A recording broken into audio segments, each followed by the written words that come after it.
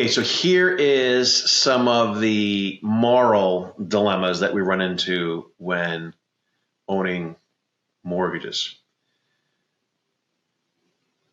When you own these loans, you have a certain influence over people's future, whether they stay in their homes or not. Now, our business model and strategy is to keep as many homeowners in the home as we can. But every now and then you'll get a letter like we just got yesterday from a senior in the home who's lived there for 50 years, hasn't paid us in a number of years, and hasn't been responsive to some of the outreach that our servicer and our attorneys have done. They've just gone dark, silent. So we moved forward with the foreclosure.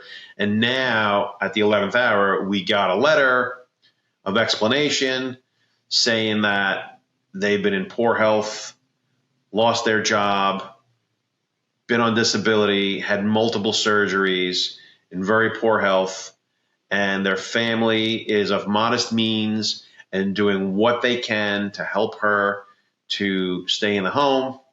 And they came with a settlement offer, which is significantly lower than what's owed.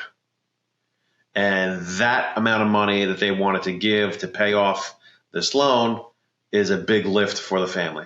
They came up with a significant amount, but it's significantly lower than what's owed. So what do you do?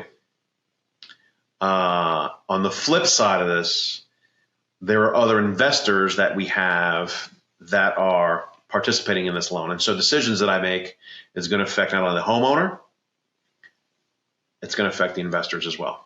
So here's how you solve that problem. A negative amortization loan. What is a negative amortization loan? A negative amortization loan is a loan that instead of, when the monthly payment streams come in, instead of the balance going down, the balance actually goes up because the monthly payments that you make is not enough to cover the principal and the interest. So therefore, you're borrowing a little more every month. And the reason why that works here is because there's equity in the house. The woman is a senior, and she wants to stay in the home for the rest of her days. And for that period, to increase the balance of the loan works. So here's how we do this.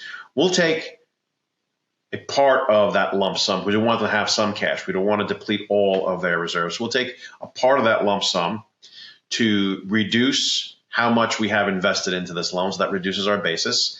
And then we'll come up with a payment strategy. We'll come up with a loan payment modification for, let's say, the next 30 years.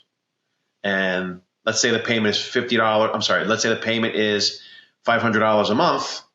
We will allow her to pay $50 a month. And the difference, the $450 that's still owed, goes onto the back principal. Thereby, every month she pays, she's not paying enough to pay the principal down, but she still makes a payment, and the principal starts to go up and up and up and up so that the principal accrues against the equity in the house. And then later on, when she passes on and the family sells the house, we'll get paid off then. So a couple of things happen there. We reduce our basis in the loan. We create that income stream, which gives us a bigger yield. And then we get a lump sum payment at some point in the future as well, all while the homeowner gets to stay in the home, make a small payment, and it works out for everybody, where they could stay, live out their years, and make a great returning asset for us and our investors at the same time.